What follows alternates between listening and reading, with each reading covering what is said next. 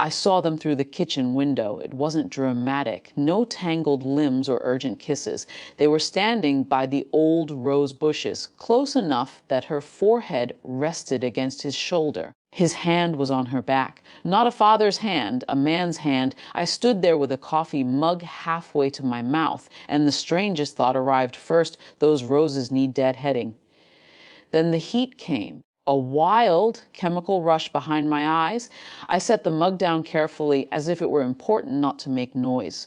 My legs carried me toward the back door, toward the glass, toward the sound of my own voice already forming in my throat, a hand on my wrist, not hard, but firm. My son stood behind me. He'd come through the other door without a sound. His eyes were not on the garden, they were on me, and they were the eyes of someone who had not slept in weeks. "Mom," a whisper. Just that. I tried to pull away. "Let me go. I need to." Tighter now, his face close to mine. I already knew the words didn't make sense. They hung in the air between us, nonsense syllables. "And," he said, so quiet I felt the breath more than heard the word, "it's worse than you think."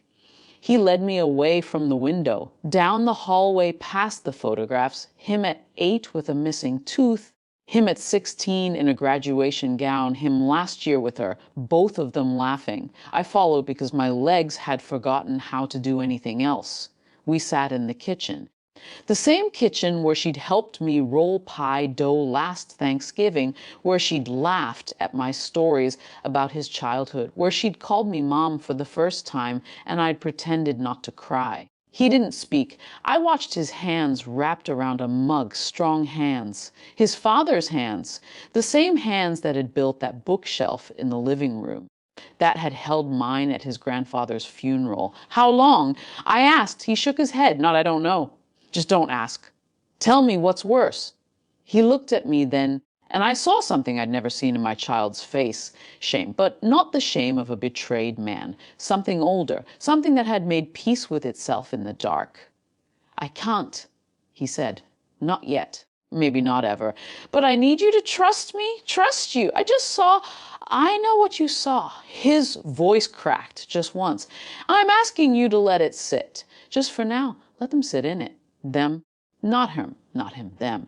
As if they were already a unit in his mind, the back door opened. Voices, her laugh bright and wrong, his father's rumble in response, casual, unhurried. My body went cold in a new way. Not the cold of shock, the cold of distance.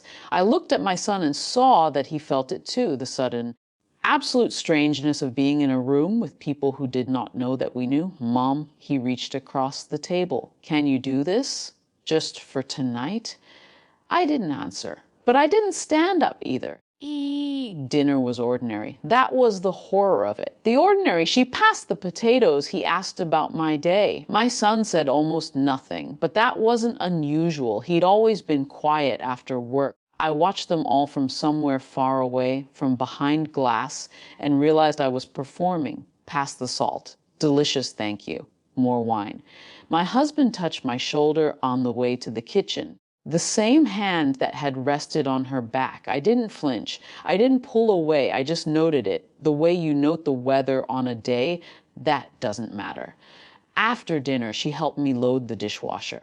Side by side, passing plates.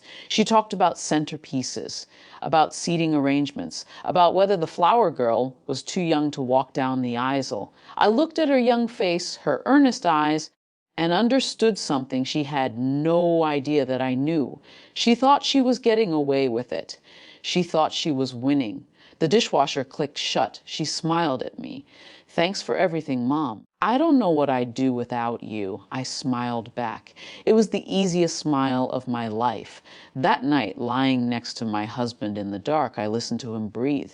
Regular, untroubled. A man who had betrayed his son and felt no need to watch his back. I thought about the word my son had used. Worse. What could be worse than this? What shape did worse take? I turned on my side, away from him, and stared at the wall. And I realized I wasn't angry anymore. The anger had calcified into something else, something patient, something that could wait. In the morning, my son found me on the porch with cold coffee. He sat down without a word. "She's pregnant," he said. The world didn't stop. Birds kept singing. Cars kept passing. The coffee stayed cold in my hands. "It's not mine," he added. "It was never mine." I waited. "She told me 3 months ago, crying. Said she was sorry, said it was a mistake. Said it happened once when he drove her home from that work thing. I almost hit him. I wanted to. But then I thought about you, about what you do, about how you'd hold it together." He looked at me. "She doesn't know that I know," she told me. "He doesn't know that I know any of it. They think I'm stupid. They think I'm blind." "They think we're both blind," I said. He nodded. We sat there, mother and son, watching the morning happen. Somewhere inside he was still asleep. She was probably in the guest room, dreaming of weddings and white dresses. "The wedding's off," he said. "I'll tell them tomorrow. I won't say why. I'll just say I can't. And then we wait. They'll figure out that we know. They'll wonder how much. They'll start watching each other. They'll start blaming each other. And we'll be here together, watching them fall apart." He reached over and took my hand. His grip was warm, solid. "I'm sorry you had to see it," he said. "I tried to protect you from it. I thought if I handled it alone, you'd never have to know. I'm your mother," I said. "You don't protect me from things. We carry them together." He nodded, kept holding my hand. The door opened behind us. My husband's voice bright and clueless. "Morning, you too. What are you doing out here?" My son looked at me. I looked at him. "Just watching the light," I said. And it was true. The light was beautiful. Everything was beautiful. Everything was beautiful. And everything was about to change. 2. The wedding was canceled the next day. My son gave no explanation. My husband's face did something complicated, relief trying to look like concern. Her face did something simpler, panic, quickly hidden. In the weeks that followed, I watched them perform. The careful distance between them when they thought anyone was looking. The way his eyes followed her when he thought I wasn't paying attention. The way she stopped meeting anyone's gaze. My son moved back home. Temporary, he said. We sat on the porch most evenings, not talking much. Sometimes he'd say something about work, about a movie, about nothing at all. Sometimes I'd tell him stories about when he was small, about the summer he tried to build a rocket ship from cardboard boxes, about the time he asked me if love was like gravity, invisible, but the only thing that kept you from floating away. I don't know if he'll ever tell me the rest. I don't know if I need to hear it. The worst is there, between us, acknowledged but unnamed. A door we've chosen not to open. My husband sleeps in the guest room now. He doesn't know why. He asks and I say nothing. He watches me with a new expression, uncertain, almost afraid, and I feel nothing but a quiet, distant satisfaction. Not revenge, just consequence.